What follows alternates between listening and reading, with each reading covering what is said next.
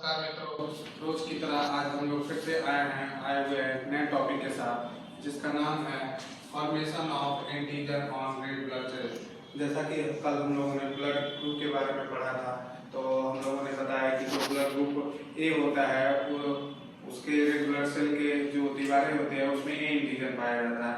तो हम लोग बस यहीं तक जानते हैं, लेकिन आइए आज हम लोग डीप में पढ़ते हैं कि ब्लड ग्रुप ए के आरबीसी में जो एंटीजन ए पाया जाता है वह किस प्रकार से बनता है।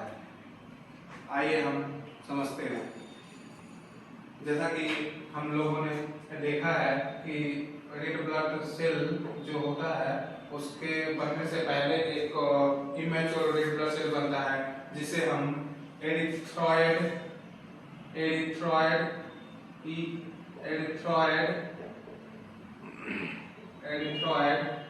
प्रीकर्सर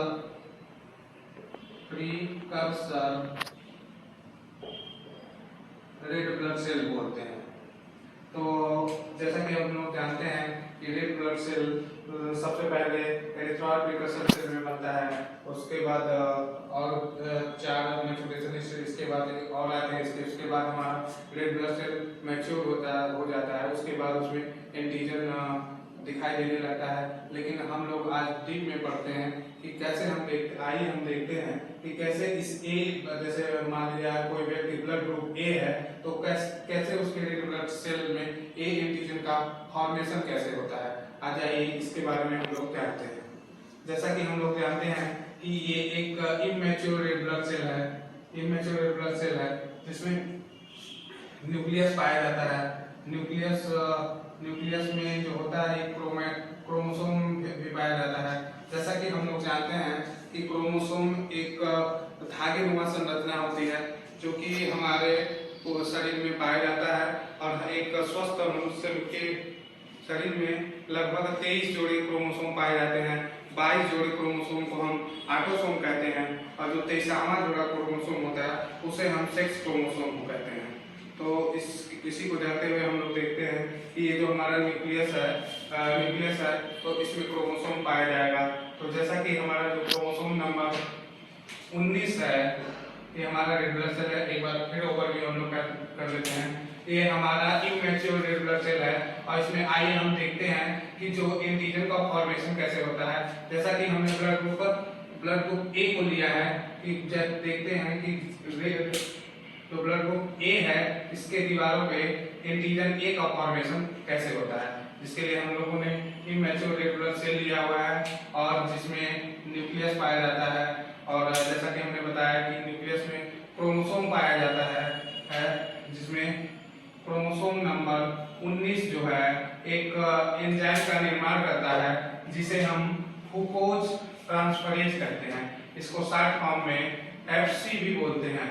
उसके बाद ये जो हमारा क्रोमोसोम नंबर, और इस न्यूक्लियस में जो हमारा क्रोमोसोम नंबर 9 है, ये भी एक एंजाइम का स्टार्ट करता है जिसे हम एन एसिटिल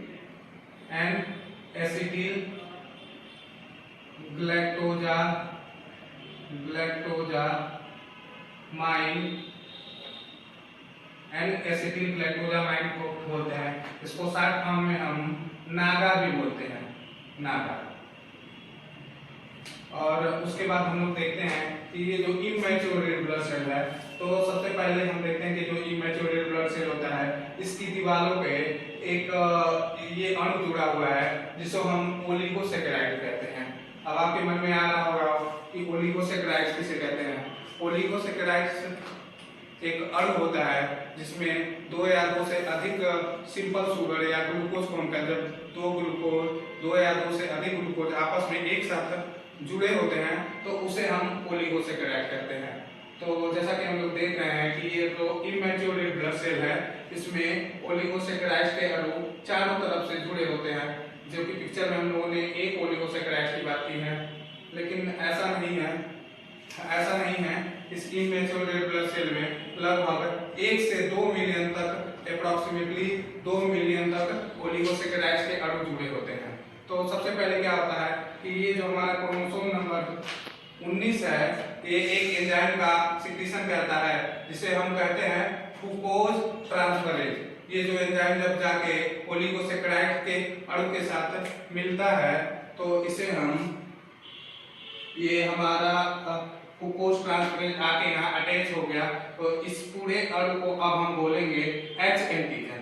अब हम जहाँ तक देख चुके हैं कि H एंटीजन का फॉर्मेशन हो गया रेड ब्लड सेल पे।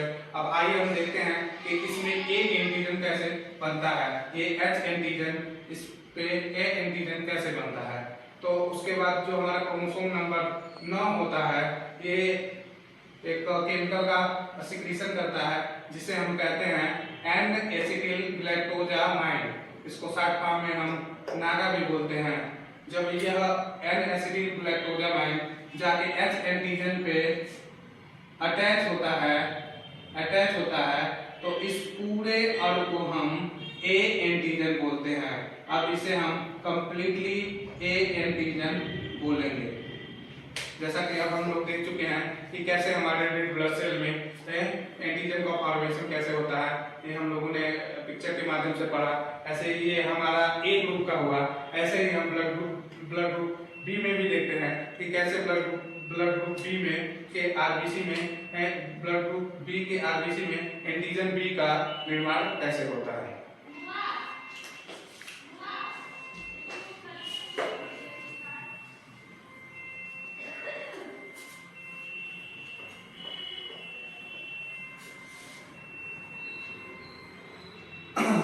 आइए ब्लड ग्रुप बी के लिए जानते हैं। ब्लड ग्रुप बी के लिए पढ़ते हैं कि कैसे इनके रेड ब्लड सेल की दीवारों पे ब्लड ग्रुप बी एंटीजन का फॉर्मेशन कैसे होता है। जैसा कि हमने पिछले ग्रुप में पढ़ा था कि एक हम इमैच्योर रेड ब्लड सेल बनाएंगे। ये हमारा इमैच्योर रेड ब्लड सेल हो गया जिसमें न्यूक्लियस पाया जाता है। जैसा कि हम जानते हैं कि जितने भी न्यूक्लियस होते हैं उसमें क्रोमोसोम पाया जाता है। ऐसे हमारे बी, ये इमैच्योर रेड ब्लड सेल है बी ग्रुप का, इसमें भी न्यूक्लियस पाया जाएगा। तो फिर से हम क्रोमोसोम नंबर 9 बनाते हैं, क्रोमोसोम नंबर 9। अब ये हमारा क्रोमोसोम नंबर 19 हुआ, ठीक। तो जैसा कि हम देखते हैं फिर इसमें हम ओलिगोसैकेराइड्स मॉलिक्यूल बनाते हैं जिसे हम ओलिगोसैकेराइड बोलते हैं, सैकेराइड्स। अब यहाँ हम देखते हैं, फिर से हम देखते हैं कि जो हमारा क्रोमोसोम नंबर 19 है ये फिर से एक एंजाइम का प्रोडक्शन करता है जिसे हम ग्लूकोज ट्रांसफरेज कहते हैं, जो कि पहले ग्रुप में हम लोगों ने बताया है। अब फिर यहाँ फिर हम देखते हैं कि ये जो हमारा क्रोमोसोम नंबर 9 है ये एंजाइम का निर्माण करता है जिसे हम ग्लाइकोजामिन कहते हैं, ग्लाइकोजामिन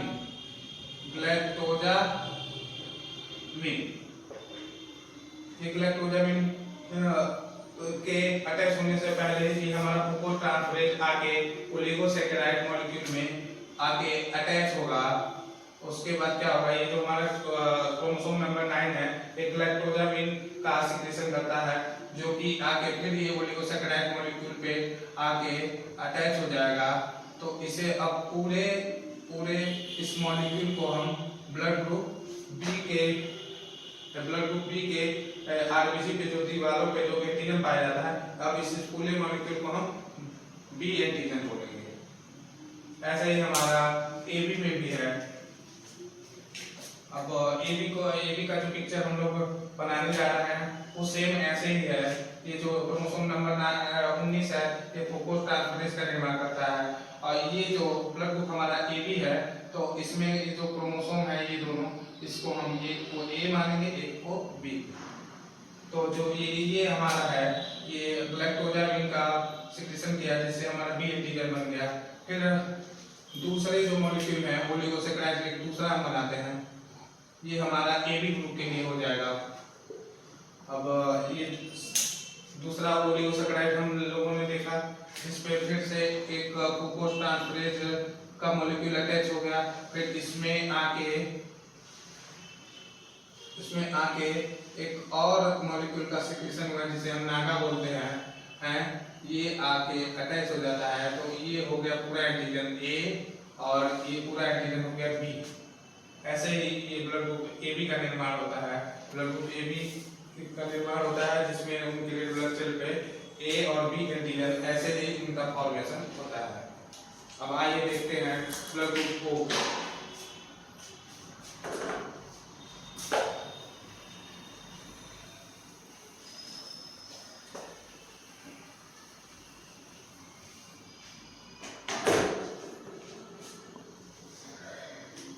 इसके लिए फिर हम लोगों ने एक इमैच्योर रेड ब्लड सेल बनाया, ठीक है। इसमें हम लोगों ने न्यूक्लियस बनाया, न्यूक्लियस में हम लोगों ने क्रोमोसोम बनाया, जो ये क्रोमोसोम नंबर 19 है। ये एंजाइम का सिक्रेशन है जिसे हम ग्लूकोज ट्रांसफरेज कहते हैं, ग्लूकोज ट्रांसफरेज कहते हैं। फिर ये हमारा ये क्रोमोसोम नंबर 9 है जो कि हमारे न्यूक्लियस में पाया जाता है। फिर हम लोग यहाँ से फिर वो एक ओलिगोसैकेराइड्स के मॉलिक्यूल को बना लेते हैं। अब ये क्या होगा, ये जो हमारा ग्लूकोज ट्रांसफरेज है इस पे आके अटैच हो जाएगा और जैसा कि हम देखते हैं कि जो क्रोमोसोम नंबर 9 होता है ये हमारे ब्लड ग्रुप ओ में इनएक्टिव फॉर्म में होता है, जिसकी वजह से इससे किसी भी एंजाइम का निर्माण नहीं होता है। जिससे जैसा कि हम लोग जानते हैं कि ब्लड ग्रुप ओ में कोई भी एंटीजन नहीं पाया जाता है, ओनली उसमें एक एच एंटीजन पाया जाता है, जिसे हम फिगर के माध्यम से हम लोगों ने इसे बनाया भी है और बताया भी है।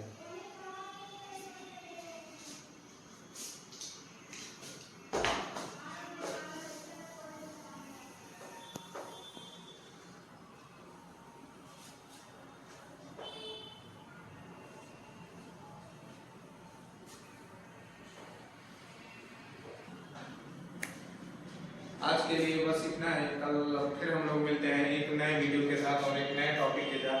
अतः आपसे अनुरोध है कि इस वीडियो को ज़्यादा से ज़्यादा तक शेयर करें, सब्सक्राइब करें, ताकि ये वीडियो ज़्यादा से ज़्यादा तक हमारे पैरामेडिकल स्टूडेंट तक पहुँच सके और उन्हें हम नॉलेज मिल सके।